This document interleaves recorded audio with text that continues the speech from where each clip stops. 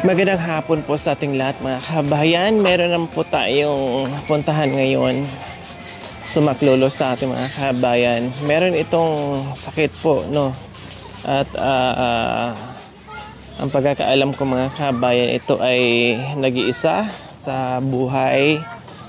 So may sakit po mga kabayan, walang ibang maghanap buhay, umaasa siguro sa bigay-bigay. No, so bisitahin natin at alamin natin yung sitwasyon. Ay, dito po ang daan. Dito po. Ito pong daanan? Dito. So dito na po tayo dadaan sa gilid. Kung magkasya tayo. Kasya.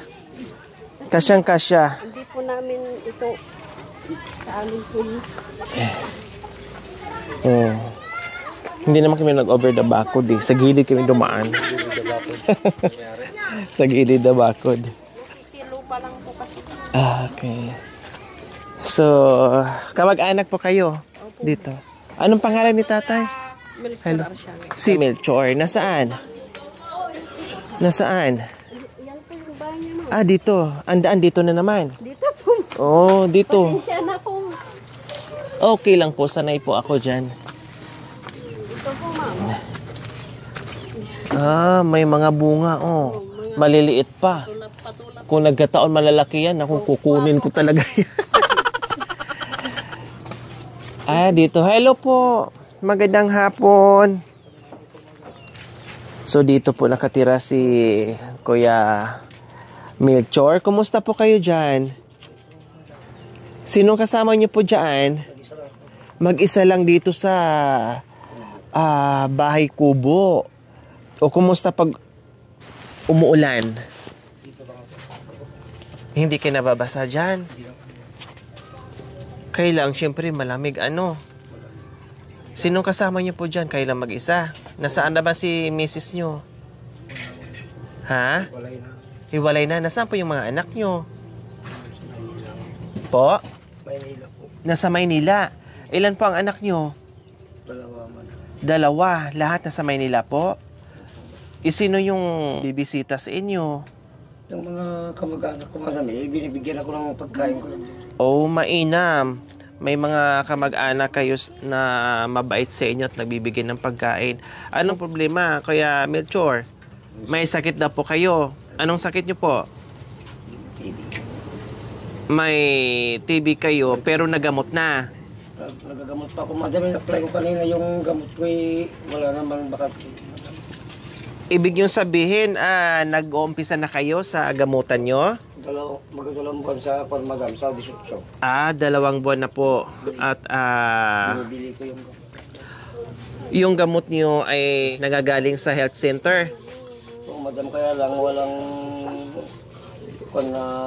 gamot mo. Walang available. Hindi na uubusan ang ang bayan natin ng gamot niyan. Basta pag naubos ay pupunta na kayo. Paano po ba ang bigayan sa inyo? Every 2 weeks? Every month? Pumunta ako kapag matapos yung gamot ko na pang isang buwan man ako. Po? Pwede makipasok? Ano po Kuya Melchor? Kapag matapos yung isang buwan na gamot ko, madam, sa Hihingi ulit. Oo, kasi ang binibigay ng City Health or sa mga, yung iba kasi kahit sa mga hospital meron na ngayon, doon mo kukunin. Ang doon, ang proseso doon ay bibigyan kayo ng sa loob na 1 buwan, pang 1 buwanan. Tama? Opo. Tapos, pinababalik po kayo. Kailan po ang balik nyo? Sa 18 na naman. O sa 18. Pero meron pa kayong iniinom ngayon? O, binibili ko na lang madam yung pang isang buwan. O bakit binibili nyo? Wala nang madam na. Sa 18 pa na magkakaroon ng available. Sa 18 pa. So ngayon, mag-aantay kayo. Dapat ang gagawin nyo po sa susunod, mag-request po kayo na pang 2 months. Kasi hindi po pwedeng absinan yun. Tama po ba ako? Hindi po pwedeng mapalyahan ng inom. Kailangan araw-araw bago kayo kakain, ay makainom po kayo noon. Kasi ang hirap po nun, paano pag wala kayong pambili? Kundi malaktawan nyo. Yun nga madam nga eh. Eh, bawal na bawal po yun. Kapag walang pambili, wala pa. So, ibig sabihin, may pagkakataon na hindi kayo nakakainom. Mayroon pa madam na binili ko na pang isot ng isot. So, madam. Hanggang 18. Pero at least ay hindi kayo nakakapas. Tuloy-tuloy. Oh, very good. Bago mag-18, mag-follow up kayo doon. Baka makahingi kayo. Baka meron na. Huwag kayong mag-antay. Halimbawa, pag sinabi sa inyo, yung gamot nyo hanggang 18 na lang. So, 15 pa lang or 10 pa lang, pupunta na kayo doon. Huwag nyo nga antayin yung due date o hanggang matatapos yung gamot nyo saka kayo pupunta. Kailangan 10 days before or 5 days before, pupunta na po kayo doon. Ha? Okay, so paano po nagsimula yung TB nyo, Kuya Melchor? Pagkatapos ko sa huli naman. Puron kayo sa sa usok.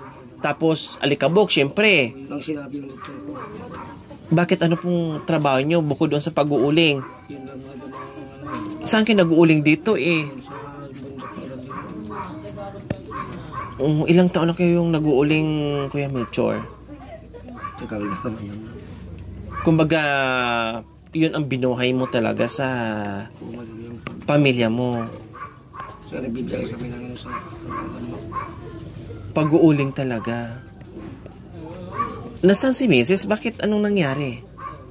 hindi pagkasawa. Ha? Hindi pagkasawa. Iniwan ka nung nagkasakit ka? Or huli lang kayo nagkasakit? Huli lang. Ang gwapo-gwapo nyo. Ba't naghanap si nanay? Siguro hinanap niya pangit. Ewan ko lang. Kasi ang gwapo nyo naman. Masipag po kayo. Ha? Nagtatrabaho para sa pamilya. Ha, tatay? Nagtatrabaho din po kayo. Ngayon na wala na kabot ng Pero hindi naman kayo nagiinom. O nagiinom na. hindi na madam na inalis ko na nung nagtumot na ako. Okay. Pero dati, nagiinom kayo. Kapag may okasyon lang. Hindi naman kayo naglalasing. Hindi na madam na. Inom lang, sakto lang, hindi naman nagmamaoy. Okay. So, ayan po mga kabayan, isa na naman po sa nag-message sa atin, nagpasaklulo, no, ay marami na rin ako natulungan mga ganito, no. Ang gamot wala namang problema kasi nahihingi nga po yan, libre lang po yan, marami na akong natulungan ng ganito. At syempre nandito tayo kung ano yung pwede nating maibigay na tulong, lalong-lalo na ayuda kasi hindi na makakapagtrabaho, hiwalay sa asawa, no, and then yung mga anak dadalawa lang nasa Maynila, syempre may kanya-kanya na rin pong asawa, may kanya-kanya na rin pong pamilya, kaya pinuntahan namin at dito nga nakatira si Tatay Melchor sa munting kubo niya, no. Buti lang kahit papaano pag dating ng tag-ulan, no, hindi naman siguro kayo nababaha dito, hindi naman kayo nababasa kasi may mga butas yung mga bubong nyo. Ha? Ilang taon na po kayo? 50 po ako sa December. 54. December 18. So ito lang talaga kayo nagkasakit. Oo, nung kung mga tumbon lang na yan. O yung mga anak nyo, nagbibigay naman ng suporta kahit papaano, kahit pa kunti-kunti. Kapag magbakasyon sila, madami, papadala naman sila. Pag Magbibigay din ng mapapadala sila. nagpapadala din, mainam. Opo, kahit kunti, basta meron. Importante nakakatulong. Hindi talaga totally nawala. Kasi mahirap po yun. At buti na lang kahit papaano, may mga kapitbahay kang kaanak mo. To the rescue naman sa inyo. So, ibig sabihin, sila nagbibigay sa inyo ng pagkain. Oo, madam. Kasi hindi naman na kayo makakapagtrabaho. Hindi naman. O anong mensahe mo doon sa mga kaanak mo na may sakit ka, nandyan, hindi ka iniwan ka nga ni Mrs., pero di ka naman iniwan ng mga kaanak mo. Anong mensahe Salamat mo? ako sa kanila, madam, yung mga kamag-anak ko talaga. Yun ang sinabi ko naman sa kanila. Buti nga nandito sila sa katabi ko. Kaya nga pa naman. O si Mrs., anong mensahe mo? Wala mga gusto nandun sa Manila. May asawa na, may anak na din. Wala pa man. Baka mamaya magpadala sa inyo ng tulong yun. O, syempre, kailangan nyo po yung tulong. Diba? Lalo na ngayon na hindi ka makakapagtrabaho, bawal ang magbuhat ng mabigat.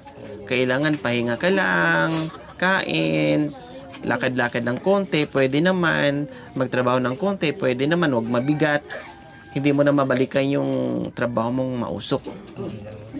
Kasi bawal na po yun.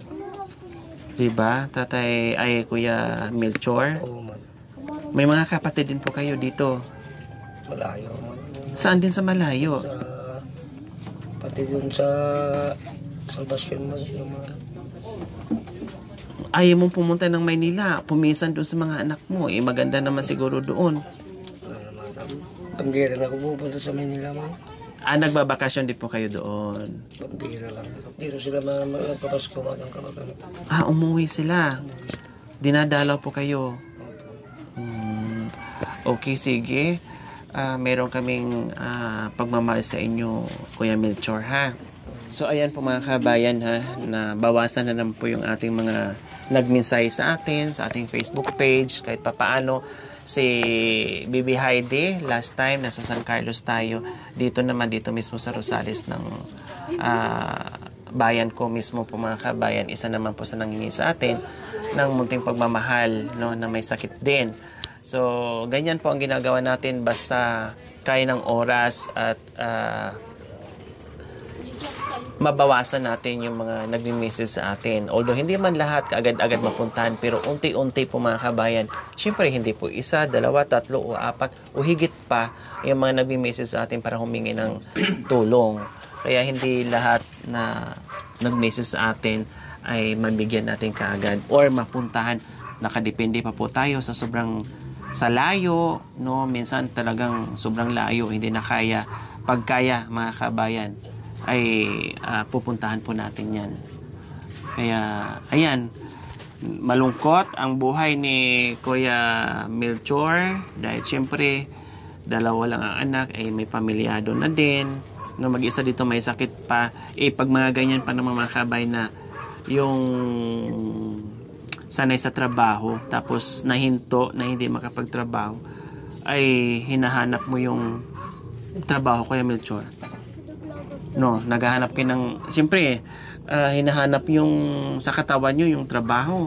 Kumbaga. Kaya lang hindi na ako makapag-first. Opo. Ngayon, anong iniisip nyo po, Kuya Melchor? Siyempre, yung pagod kasi. Kunting lakad ko lang Hinihingal kayo kaagad. Pero hindi kayo masyadong payat. Or medyo tumaba-taba na kayo kasi nakagamot na kayo. Pumayat pa ako, mas maganda nung ito ang ko. Pumayat ako yung ko. Yung umpisa akong kasakit. Katawan ko. Pero nung hindi pa kayo nagamot, mas payat pa kayo dyan. Ang trabaho. Ubalpatig kasi. Kumbaga halo-halo na sobrang pagod sa trabaho, plus yung usok pa, alikabok pa, lahat na nandoon na nalalanghap nyo na. Oo, madam.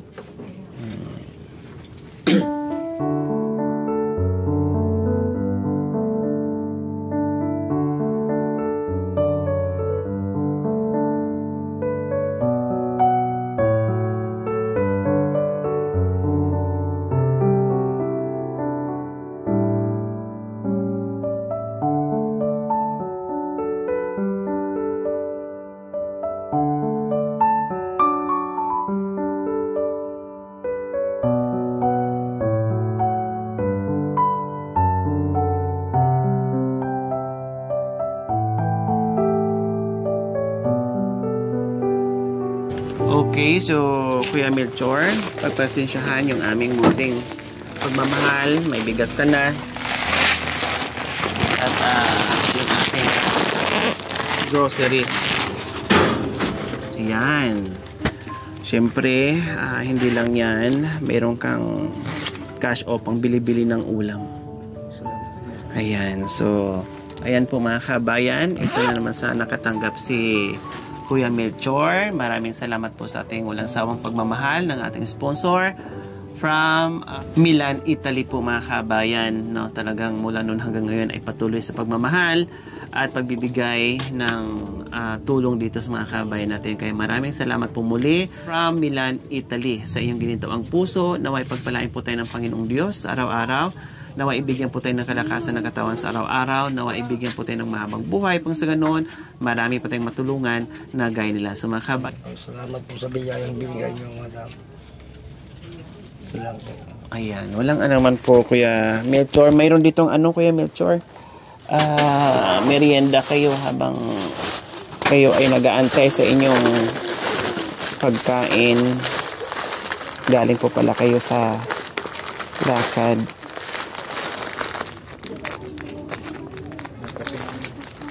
May kape na rin dito, may gatas, ha? May mga dilata. I'm sure ito ay, syempre, wala ka naman itong lutuan. Bahala ka na kung paano. Total, dyan ka naman sa kaanak na kumakain, no? At least, mayroong tulong na natanggap nyo o meron niya kayong ibibigay doon sa taong mabait sa inyo. Kumbaga give and take lang. Sila yung nag-alaga, sila yung nagpapakain sa inyo, kung anong grasya din na na-receive nyo, syempre, i-share din sa kanila para pag wala ka, meron din magbibigay sa inyo. Kumbaga, give and take lang kayo. Okay, sige, dito na kami. Bayan, huwag niyo pong kalimutan, pakishare at subscribe sa aking YouTube channel, Lori Aquino Talita. Maraming salamat po. God bless us all. Bye po, Kuya.